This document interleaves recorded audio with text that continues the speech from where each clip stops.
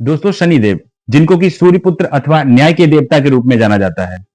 शनिदेव उन देवों में से एक हैं जिनका न्याय हर व्यक्ति के लिए समान होता है, चाहे वो छोटा हो या बड़ा हो। ऐसा माना जाता है कि इनका दृष्टिपात अगर किसी व्यक्ति पर पड़ जाता है तो वो उसका जीवन पूरी तरीके से बदल जाता है, चाहे वो किसी स्थिति का हो। लेकिन वहीं दूसरी तरफ अगर हम देखें तो प्राचीन समय में हमारे सनातन वैदिक धर्म में कुछ ऐसे महर्षि हुए हैं जिन्होंने अपनी तपस्या के बल पर शनिदेव को भी भयभीत किया। ऐसे ही महर्षियों में से एक थे महर्षि दधीचि के पुत्र पिपलाद। तो आज इस वीडियो के माध्यम से हम जानेंगे कि महर्षि पिपलाद कौन थे और उनका शनिदेव से क्या विवाद था, और साथ ही ये भी जानेंगे कि शनिदेव का रंग काला क्यों है। वीडियो शुरू करने से पहले आप लोगों से निवेदन, अगर आपने अभी तक हमारे चैनल को सब्सक्राइब नहीं किया है तो प्लीज हमारे चैनल को सब्सक्राइब करें, और साथ में एक रिक्वेस्ट कि वीडियो में एंड तक बने रहें। महर्षि पिपलाद और शनिदेव के बीच में जो विवाद था पूरी तरीके से वीडियो के एंड तक आपको प्राप्त हो जाएगा। तो चलिए बिना विलंब के वीडियो को शुरू करते हैं। ये बात उस समय की है जब देवासुर संग्राम चल रहा था। उस समय असुरों में एक बहुत ही महापराक्रमी बलशाली असुर था जिसका नाम था वृत्रासुर। उसकी खासियत ये थी कि उसका शरीर वज्र के समान बहुत ही कठोर था। उसने अपने बल के दम पर तीनों लोगों पर अपना आधिपत्य स्थापित कर लिया।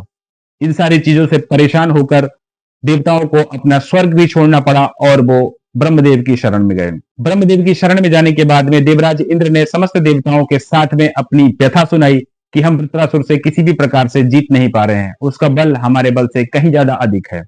किसी भी अस्त्र शस्त्र का असर उस वृत्रासुर के शरीर पर नहीं होता है। देवताओं की इस प्रकार की व्यथा सुनने के बाद में ब्रह्मदेव उनको बताते हैं कि वृत्रासुर को मारने के लिए सिर्फ एक ही युक्ति कारगर है, और वो युक्ति ये है कि आप समस्त देवगण महर्षि दधीचि के पास जाएं और उनसे उनकी अस्थियां दान में मांग लें। और अगर ऐसा करने में आप लोग सक्षम हो जाते हो तो उनकी अस्थियों के द्वारा जिस अस्त्र शस्त्र का निर्माण होगा उसी शस्त्र के द्वारा वृत्रासुर को मारा जा सकता है।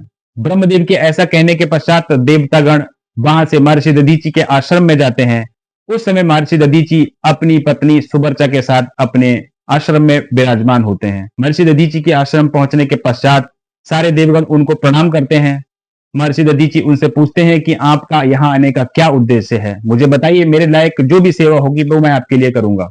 इसके पश्चात देवगण थोड़ा हिचकते हैं क्योंकि उसी समय महर्षि दधीचि की पत्नी सुबर्चा भी उनके साथ बैठी हुई होती हैं। दधीचि ऋषि ये सारी चीजें पहचान जाते हैं और अपनी सुबर्चा को अंदर जाने के लिए कहते हैं। उनके आश्रम के अंदर चले जाने के पश्चात सारे देवगण महर्षि दधीचि को बताते हैं कि एक असुर है जिसका नाम है वृत्रासुर, और उसको आपकी अस्थियों के द्वारा बने हुए अस्त्र से ही मारा जा सकता है। अतः निवेदन आपसे यह है कि आप अपनी अस्थियां हमें दान कर दें। ऐसी बातें सुनने के पश्चात दधीचि ऋषि थोड़ा सा मुस्कुराते हैं और फिर ये विचार करते हैं कि वो जीवन ही क्या है जो किसी के काम ना आ सके, और वो हंसकर समाधि लगाकर बैठ जाते हैं और यथाशीघ्र अपने प्राण त्याग देते हैं और ब्रह्मलोक को प्राप्त हो जाते हैं। इसके बाद सारे के सारे देवतागण उनकी अस्थियां ले जाकर विश्वकर्मा के द्वारा एक शस्त्र का निर्माण करते हैं। महर्षि दधीचि की रीढ़ की हड्डी से ही वज्र का निर्माण होता है, जो कि देवराज इंद्र के पास आप लोगों ने सीरियल्स में भी देखा होगा और पुस्तकों में भी पढ़ा होगा। वो महर्षि दधीचि की ही अस्थियों से बना हुआ शस्त्र है। अस्थियां लेकर जब देवतागण उस स्थान से चले जाते हैं तो कुछ समय के पश्चात महर्षि दधीचि की पत्नी सुबर्चा आश्रम से बाहर आती हैं। वो ये देखती हैं कि यहाँ पर अभी तो बहुत सारे लोग थे, सारे देवतागण थे और महर्षि दधीचि थे, लेकिन अब अचानक से ये सब कहाँ चले गए। फिर वो अपनी तपस्या के बल पर ये सब जान लेती हैं। तब उनको बड़ा क्रोध आता है और साथ में बहुत दुखी भी होती हैं। वो उसी समय देवताओं को श्रापित करने जा ही रही होती है कि एक आकाशवाणी होती है कि आपको इस प्रकार का कृत्य नहीं करना चाहिए। महर्षि दधीचि ने किस उद्देश्य से अपनी अस्थियां दान की, वो पूरी की पूरी बात आकाशवाणी के द्वारा उनको समझाई जाती है। जब आकाशवाणी के द्वारा सुबर्चा को इस प्रकार की सारी चीजें बता दी जाती हैं, उसके पश्चात सुबर्चा भी देह त्याग करने का निश्चय कर लेती हैं। लेकिन उसी समय उनको ये ज्ञात होता है कि वो तो इस समय गर्भवती हैं। उसी के कुछ समय पश्चात उनको एक पुत्र रत्न की प्राप्ति होती है और सुबर्चा अपने उस पुत्र को पीपल के पेड़ के नीचे रखकर और अपनी देह त्याग कर पतिलोक में चली जाती हैं। माता और पिता दोनों की अनुपस्थिति में किसी प्रकार से ये नवजात शिशु पीपल के पेड़ के नीचे एक कोष्ठक में रहकर अपना जीवन बिताता है और किसी प्रकार से थोड़ा बड़ा होता है। जब वो कुछ वर्ष का हो जाता है तब उसको ये समझ में नहीं आता है कि मैं कौन हूं, मेरे पिता कौन है, मेरी माता कौन है। तो एक दिन संयोगवश उसी स्थान पर देवर्षि नारद आते हैं और देवर्षि नारद उस बालक से पूछते हैं कि तुम कौन हो, तुम्हारा क्या परिचय है। ऐसा पूछे जाने पर वो बालक देवर्षि नारद से कहता है कि आप बताएं मुझे कि मैं कौन हूं, मैं तो अपने बारे में कुछ नहीं जानता। तब देवर्षि नारद अपने तपोबल के दम पर वे सारी चीजें जान लेते हैं कि ये तो महर्षि दधीचि का पुत्र है।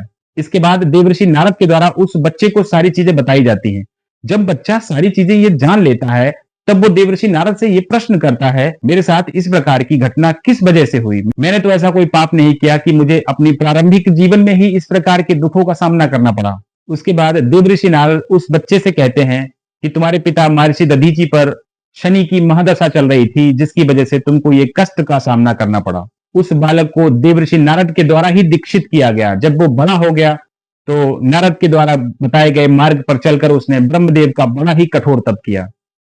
उसकी तपस्या से प्रसन्न होकर ब्रह्मदेव उसके सामने प्रकट होते हैं और वर मांगने के लिए कहते हैं। वरदान के रूप में वो बालक ब्रह्मदेव से मांगता है कि मेरी आंखों में इस प्रकार की शक्ति दे दीजिए कि मैं किसी को अगर देखूं तो वो जलकर भस्म हो जाए।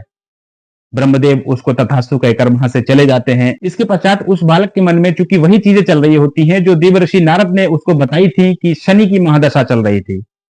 वो शनिदेव का आवाहन करता है। शनिदेव उसके सामने प्रकट होते हैं और क्रोधवश वो बालक जिसका नाम पिपलाद था, वो शनिदेव की तरफ क्रोधित होकर देखता है, जिससे कि शनिदेव का शरीर पूरी तरीके से जलने लगता है। जब शनिदेव का शरीर जलने लगता है, पूरे त्रिभुवन में हाहाकार मच जाता है। शनिदेव भी चक्कर में पड़ जाते हैं कि अब किस प्रकार से बचा जाए, क्योंकि ये वरदान ब्रह्मदेव के द्वारा दिया गया है तो इसको काटा भी नहीं जा सकता। जब ये सूचना ब्रह्मदेव के पास पहुंचती है तो ब्रह्मदेव उस स्थान पर प्रकट होते हैं और उस बालक से याचना करते हैं कि पिपलाद तुम शनिदेव को जलाना बंद कर दो, अगर इनको भस्म कर दिया तो बड़ी समस्या हो जाएगी।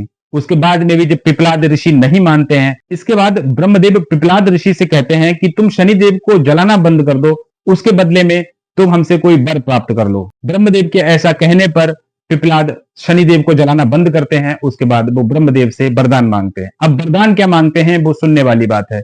वो पहला वरदान ये मांगते हैं कि ब्रह्मदेव आज से 5 वर्ष तक की आयु तक के किसी भी बालक की कुंडली में शनि का स्थान नहीं होगा। ऋषिवर पिपलाद दूसरा वरदान मांगते हैं। कहते हैं कि चूंकि मैंने अपना पूरा जीवन इस पीपल के पेड़ के नीचे ही निर्वाह किया है, इसी के छोटे छोटे फ्रूट्स को खाकर मैंने किसी तरीके से अपना जीवन यापन किया है, अतः आज से मुझे ये चाहिए कि कोई भी व्यक्ति अगर सूर्योदय से पहले पीपल को जल समर्पित करेगा, जल अर्पित करेगा, तो उस पर किसी प्रकार की शनि की महादशा चल रही हो लेकिन उस पे कोई असर नहीं होगा। तो महर्षि दधीचि के पुत्र पिपलाद ने ही ये 2 वरदान ब्रह्मदेव से प्राप्त किए थे, जिनका की असर आज के जीवन में भी हमने देखा होगा। आपने देखा होगा कोई बच्चा जो 5 वर्ष की आयु का हो, जिसकी कुंडली बन चुकी हो, अगर आप उसकी कुंडली देखेंगे तो उसमें आप ये पाएंगे कि उस कुंडली में 5 वर्ष तक शनि का स्थान नहीं होता है।